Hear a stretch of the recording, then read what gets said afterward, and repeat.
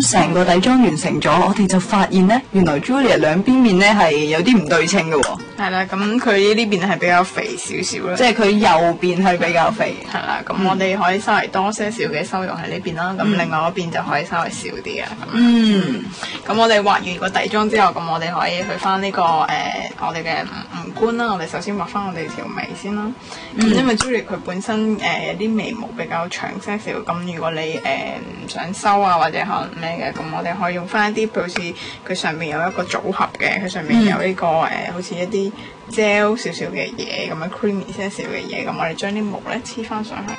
哦，呢啲係有少少比較專業嘅用喺眉上面嘅。係啦，係啦，講翻阿靜而家用緊咧嘅一個工具咧，即係嗰個盒嘢咧就係專貨眉嘅喎。咁佢入面有一個白白地嘅，就係佢啱啱所講到比較 creamy 啲嘅。咁但係我哋一般人可能唔會有呢樣嘢喎。咁你可以用翻如果冇嘅話，咁最好都係即係自己收一收咁啦。就係貨臨時你要趕住出門口啊，又要處理下條眉嘅時候，就可以用呢個方法啦。就用 creamy 啲，即係比較有少少黏嘅嗰一格咧，就去收翻。提翻啲毛上去，黐翻啲毛啦。咁我哋眉毛都係啦。咁我哋深色嘅係喺後半拍啦，咁淺色嘅就係前半拍咁樣嘅。佢如果右邊嘅眉毛咧係好明顯係濃密咗噶啦，已經。係啦，咁我哋可以用翻呢個棉花棒啦嚟畫翻，即係如果多餘嘅將佢帶翻走啦咁樣。點解濃密咗？係因為佢集合咗啲毛啦。係啦，跟住同埋咧，我哋畫翻條眉尾出嚟啦，咁樣。咁我哋畫眉毛都係啦，我哋上次講過由眼頭呢條線拉出去就係眼頭啦。咁你可以有啲人會多些少嘅，咁都可以嘅。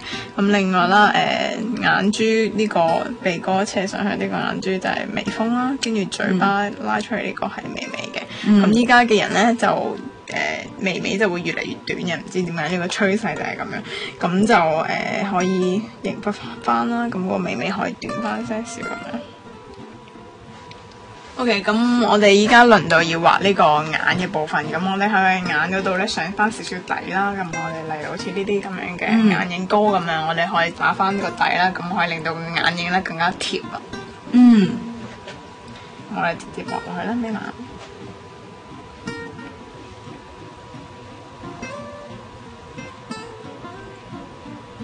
因為呢個眼影咧，佢係白色嘅部分咁，所以咧我哋就喺中間開始會好些少，咁跟住可以稍微推開佢用手指。眼影膏其實咧係純粹就係類似令啲眼影貼服啲，佢唔着重隻色㗎嘛？係咪一般都係白色㗎？唔會嘅，有陣時譬如好似你想畫一個啡色嘅眼影咁咧，有啲人會直接用金啊啡嘅眼影膏直接畫上去。都可以嘅。咁如果你用白色咁，你一人畫嘅時候咧，咁我哋就會有呢個部分比較光些少啦，比較亮身些少。咁因為我哋今日要畫一個銀膚色嘅，所以白色係 OK 嘅。佢右邊嗰度咧，而家係見到佢有少少亮澤嘅白色喺度啦。好啦，咁我哋畫咗呢個眼底膏之後咧，咁我哋就可以上呢個眼影啦。咁因為銀灰色佢嘅畫法咧，同平時有啲唔一樣啦。咁我哋可能平時係由淺色嘅眼影開始畫啦，譬如好似你想畫一個啡色嘅眼影，淺啡、深啡，好啡咁樣畫一個眼出嚟。咁我哋依家係反而係倒翻轉，然後咧由呢個黑色嘅開始畫起嘅。咦，咁特別？係啦，因為銀灰色咧，佢嘅我揀咗一啲比較 creamy 啲嘅銀灰色，所以佢其實直接上去咧，佢會比較飽和啲嘅顏色。咁我哋其他顏色咧就要上咗先嘅，咁要咪一擒咧就冇晒咁樣。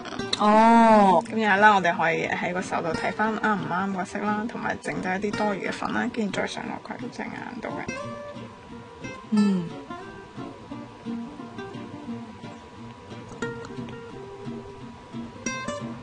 咁呢個眼黑色嘅部分咧，我哋係想喺呢個眼底位嘅，咁由眼睫毛呢個底部啦，跟住畫上去。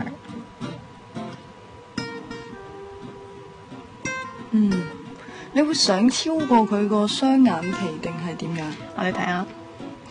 咁我哋要睇翻隻眼開嘅情況。咁我哋因為我哋會有銀灰色嘅，咁其實我係唔會超過佢眼，即係就好似一個隱形嘅眼線咁樣少少咁樣喺度嘅。咁你見到稍微已經有神些少啦。咁我哋可以再上些少，因為呢個黑色咧要再上多少少會比較飽和啲。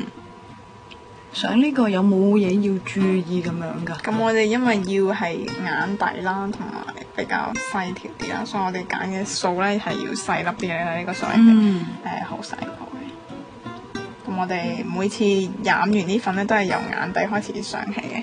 咁我哋睇翻啦，就係咁樣嘅效果。跟住咧，我哋可以繼續上翻呢個銀灰色嘅。佢而家兩邊嘅眼睛咧係好大嘅分別，佢有神咗啦，眼睛係好似大咗咁樣，係啊同埋佢嘅雙眼皮咧係明顯咗嘅。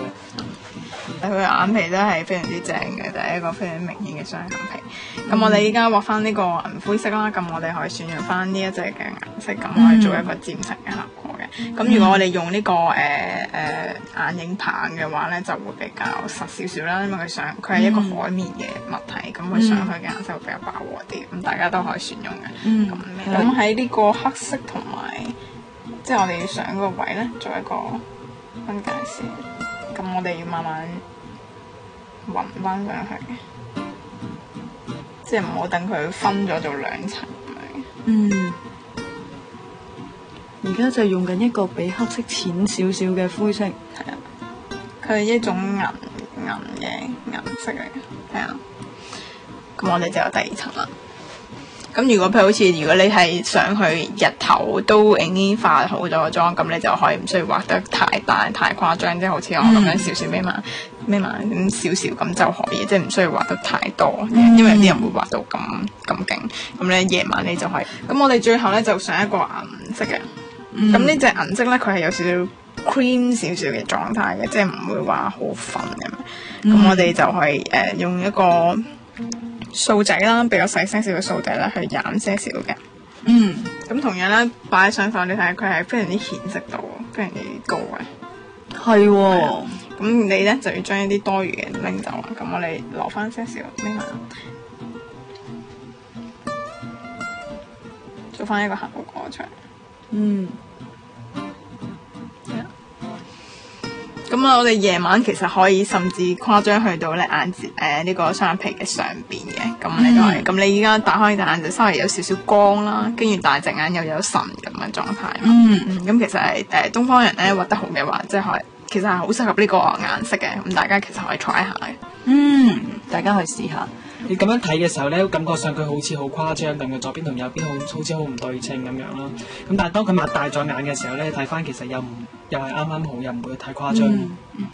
同埋如果大家唔知道化妝出嚟個效果，同埋好驚 over 嗰陣咧，咁最好咧就係擘大隻眼，跟住我哋量翻佢嘅去翻嗰個位置。我大概要畫到呢度，跟住揞住佢，跟住眯埋眼。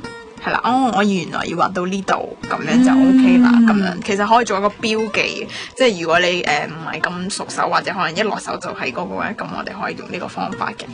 咁我哋因為節日嘅關係啦，咁我哋下眼節即係下眼線咧都可以稍微大些少，咁就會比較好啲啦，正式啲啦。咁我哋望上去，咁啊稍微喺眼尾呢個位拉翻少少。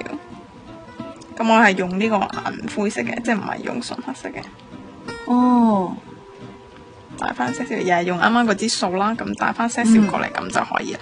咁前邊咧，我哋可以用一啲銀灰嘅，咁我哋就帶嘅。咁其實好多人都會覺得下眼線咧可能會沾染到，會令到自己變熊貓眼或者咩。咁其實咧你哋可以喺做一啲底嘅時候，譬如好似膏狀嘅底，跟住再染少少粉，其實係 OK 嘅。同埋你唔好畫得太過誇張咁樣。咁同埋有陣時我哋沾染到變咗熊貓眼，都唔一定係眼下邊嘅，可能係因為你上邊冚落嚟，跟住就有啲粉笪咗落嚟，咁就冇去清理到，咁你慢慢越嚟越污糟，或者可能你嘅眼睫毛，即係有啲眼睫毛膏啊，跟住佢又開始甩啊，咁亦都有可能嘅。咁其實可能有陣時唔關下眼線事嘅，咁大家都會怪晒佢咁樣。係佢好無辜。